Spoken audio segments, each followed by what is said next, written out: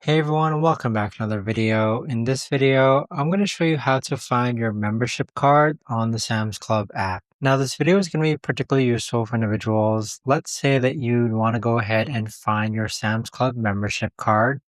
Maybe they needed to scan you in. How do you actually go ahead about doing so? Now, this video is going to be short, sweet, and simple, guys. There's not going to be a lot of steps involved.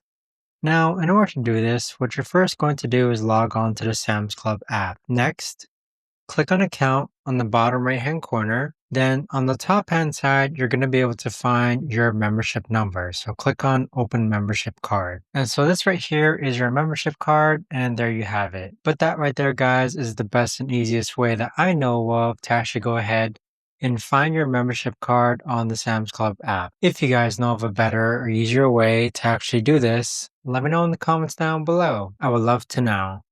Thanks so much for watching everyone, and I'll see you guys all in the next video.